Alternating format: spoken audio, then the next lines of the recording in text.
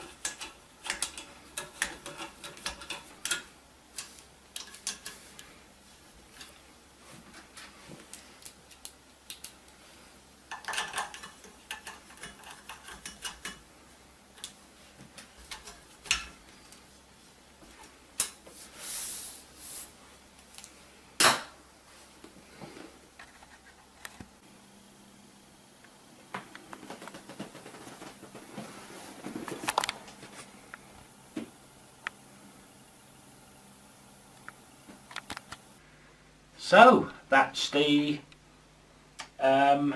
Z-axis partly finished. I say partly because I still haven't decided on the height of this. So until I've done the Y plates, I cannot cut this where I want it, and then obviously put the plate on for the stepper motor. But yep, I'm happy with that, and that's what I'm going to go with. It's nice and solid. It's not screwed up at the minute, obviously showing you, but I've screwed it together and had it, and that is really, really solid. So I can go and try and decide how I'm going to have the Y plates, but I'll bet you they're not far off looking like the Oxys. Till then, I'll see you in the next video. Won't that look nice? Now that I will throw on the floor. Oh, there's a hole in the carpet now. Right, oops.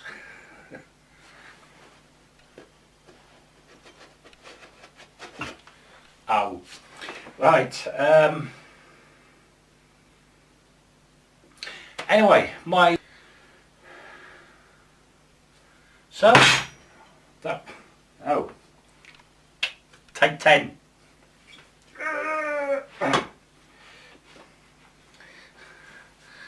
So, and then you might get an idea of what I came to.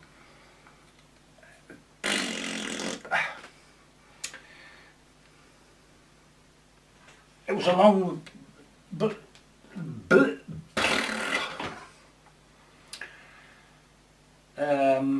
shall I do that again? Right, this is what I've worked out is by time I best do that again too. Bolt it on, does it? Right.